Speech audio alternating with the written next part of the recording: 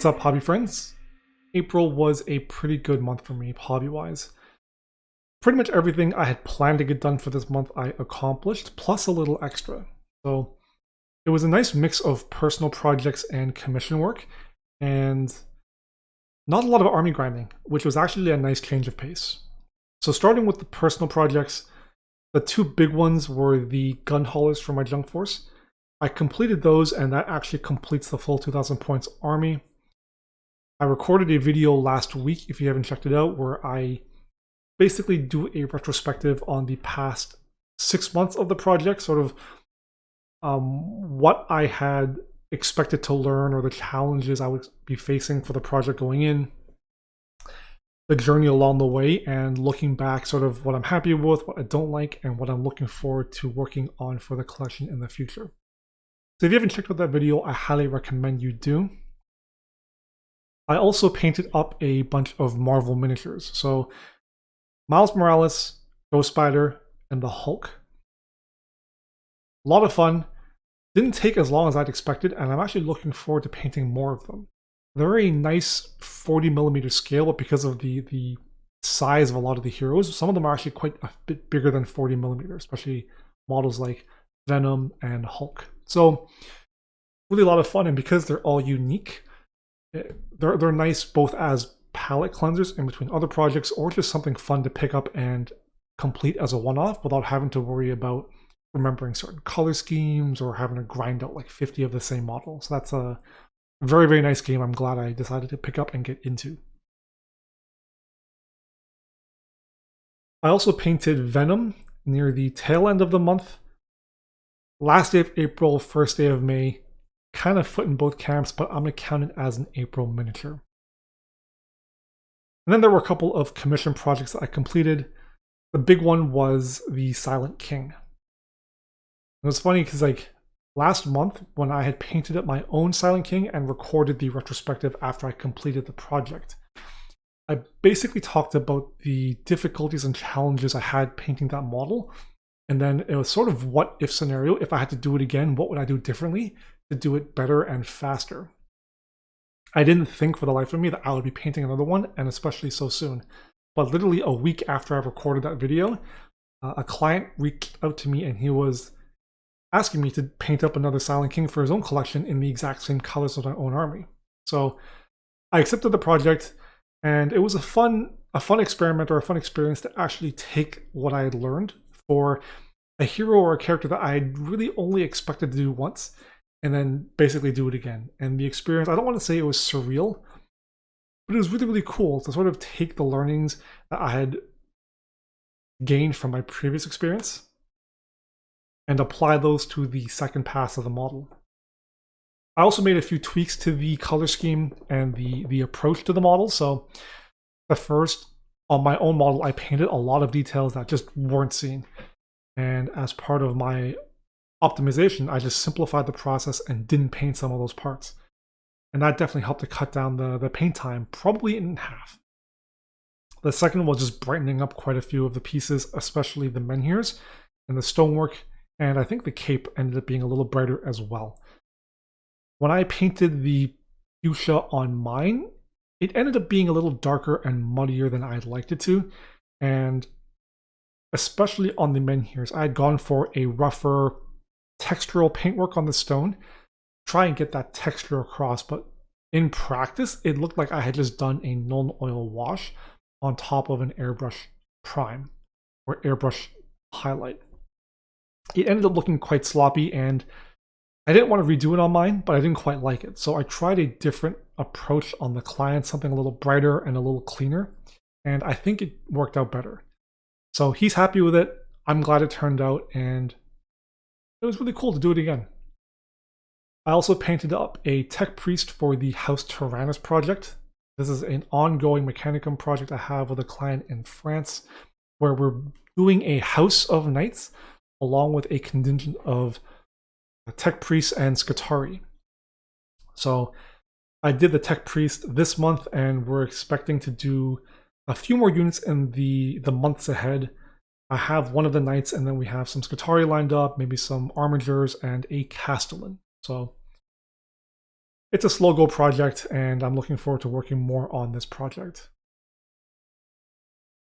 The last few models I painted were an X-Force commission for another client in Alberta. So he wanted Wolverine and Sabretooth painted up in the black and white X-Force colors. So not the classic blue and yellow for Wolverine or brown and orange for Sabretooth, but black and white. So I know Sabretooth doesn't have one, but he gave me free reign to sort of adapt his color scheme or uniform colors and to match sort of the X-Force artwork that's floating around to create his own colors for that. So that's actually pretty cool.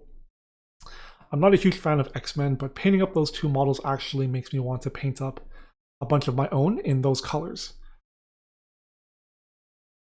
What I'm looking forward to, or what I'm planning to get done in May. So if you've been following my Instagram, you'll know that I've been working on the Crimson Court for the last week, and I'll probably be working on them for the next 2 weeks of May as well. They are for a painting contest in May 18th is the cutoff deadline for a hobby shop called Critical Hit out in Durham. So basically, if you're not familiar with Toronto, it's a town over, about a 45-minute drive away, and I'm looking to get this set of models done for that contest. So I have those four, and then I have a diorama / display board that I've built for them. Not quite ready to show it yet. It's still in its very early stages of build work and base coating. So I think in the next week and a half, once I've gotten more paint on it and we're getting closer to the contest deadline, I'll tease some more pictures of that on my socials. I also have a couple more commission work pieces to work on. So the first one is the aforementioned X-Force. Cable, Domino, and Deadpool are being released this weekend, and I'll be picking those up and working on them in the black and white color scheme of X-Force for the same client. Getting those 5 done, send those out. We've talked about a couple of other models for the X-Force team. I think Colossus was raised up as well, but that's probably down the road in the future. Nothing planned for sure yet. I mentioned House Tyrannus. We have another Forge World Knight to paint up.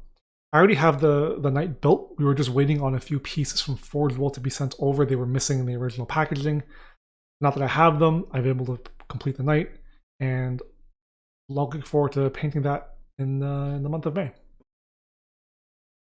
I also have a couple of personal projects in addition to the Crimson Court that I want to get done. So the first 3 are She-Hulk, Ant-Man, and Wasp from Marvel. They're great palette cleansers, I find, just because they paint up so quickly, so I don't foresee an issue getting those. Technically, they're 5 models because Ant-Man and Wasp have both a big and a small version.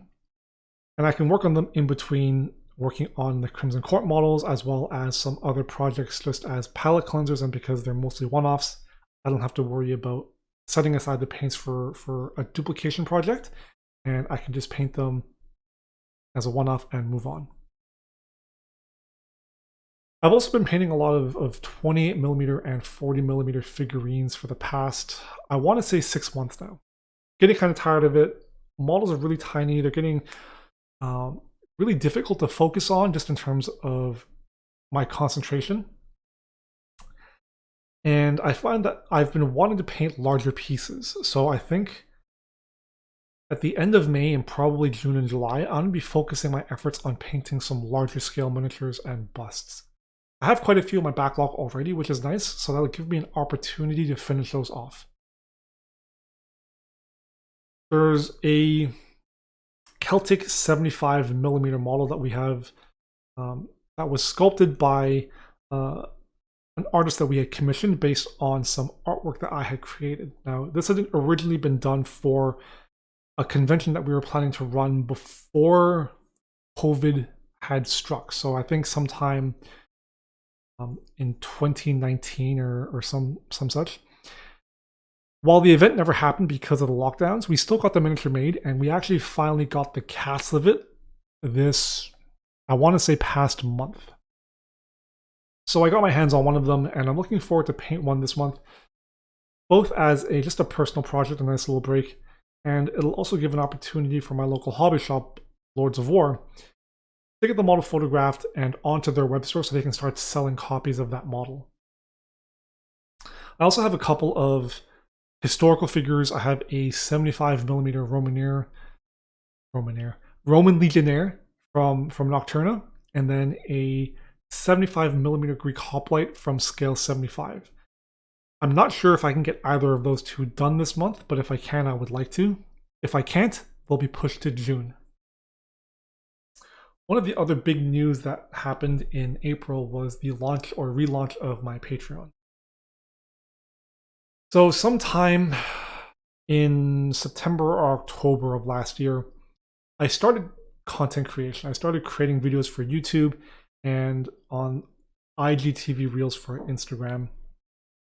And I launched a Patreon that was essentially just a free thing that people could chip in $1 here or there if they wanted to support me, while I learned and developed my ability to video record, video edit it, and essentially get more comfortable speaking on camera, and then getting my setup fine-tuned for being able to record high-quality painting tutorials. So sometime in February, March, I got to a point where I was comfortable with the whole process, and I basically started planning and putting together my Patreon, setting up new tiers, and then starting to record content specifically for that. So I launched that at the beginning of April, and so far I have tutorials for all the Marvel miniatures I've already painted. So Miles Morales, Ghost Spider, Hulk, as well as a breakout video on how to paint musculature, and then Venom. And then I also have planned for this month She-Hulk, Ant-Man, and Wasp as well. So if you're looking to level up your painting ability, if you want to get access to some exclusive full-length video tutorials, I highly recommend that you sign that up, not just because you're funding me, but it does encourage me, it does motivate me to keep producing high-quality videos and content for you guys, and I'm going to keep, it'll allow me to keep producing these videos for you guys. I'll talk more about this in the future, but I really want to break down how I'm approaching the videos I'm creating for this Patreon platform. So essentially they're full-length videos that show the entire process front to back. So basically I take a miniature from the build process all the way through priming, painting, and varnishing. So I talk through my approach to the miniature, my plan for it, the challenges I'm encountering along the way, why I'm approaching the model like I am approaching it, and talking more not just about color recipes, but the theory behind why I'm painting the way I'm painting. And then I show you the full excerpts of my painting the miniature, so I don't leave anything out. I do speed it up so that the videos aren't insanely long. So they are sped up at twice the speed. You can watch them a little slower, but I think watching them at 200% speed is perfectly sufficient. You can skip ahead. I've left timestamps for all the videos. And essentially, the bulk of my videos will be in this format. And I've labeled them as advanced painting tutorials because there is the expectation, I guess, that you already know the basics of how to apply paint to a miniature, how to mix paint, how to dilute paint. And we're less concerned about specifically the colors, but the approach. So when I use a range of colors or a list of colors, I don't just talk about the colors I'm using, but why I'm using them. In the future, I do plan to release a few more intermediate and beginner style videos, which are more focused on specific color schemes and recipes, and more focused on showing the rudimentary techniques of how to wet blend, how to feather, how to edge highlight, all these different things. So those videos will be focused more on the how-to technical aspect, and I will go more in depth on breaking down all my different color schemes, and those will be shorter, simpler videos. So I'm looking forward to recording those, but then the bulk of the Patreon videos will be these full-length miniature painting videos. I'm also planning on building a lot of dioramas and display boards in the future, and that's something that I'm noticing is lacking in terms of a lot of other Patreon platforms, and even on YouTube. A lot of stuff that people are producing is, oh, how do we paint this model, or how do we paint an army? And they really just walk you through the basic steps of, okay, we're taking this color and we're applying it here. We're taking this color and we're applying it here. It's very paint by numbers, and it doesn't give insight into our decision-making process, the theory behind why we choose the colors we choose and why we choose to paint them where we paint them. And that also applies, I think, to diorama building and display board building for armies, because there is more than just, okay, we're going to take a board, put some scenic elements on there, and then have at it. There's a whole narrative component that goes to building these things, and I've spent a lot of time building some pretty involved, pretty large-scale display boards for armies over the past, I want to say 5-10 years, and I've learned a lot, and they've drawn a lot of attention, and they've really helped both showcase my army and to sell a narrative. So I'm looking forward to recording more of those in the future, starting with this Crimson Court one as a small-scale diorama, and I'll be moving forward, creating bigger and bigger ones, both for what I have planned as basically like miniature photography backdrops for Marvel, Fantasy, or / Age of Sigmar, 40k, and just a generic sci-fi version. I also have a few display boards planned for my Necrons, my Caradhrin, and probably my Nighthawk, and a few tables I want to make as well for Marvel Crisis Protocol. So I'll be recording those probably in the next few months leading into the summer and uploading those to Patreon as well. If you enjoyed the video, give it a like, and don't forget to subscribe for more awesome weekly content. You can also check out my Instagram as John the Ho for daily updates on my hobby projects. And I've also dropped a link to my Patreon down below, so if you want to check that out and subscribe, I'd really appreciate your support. Until next time, happy hobbying.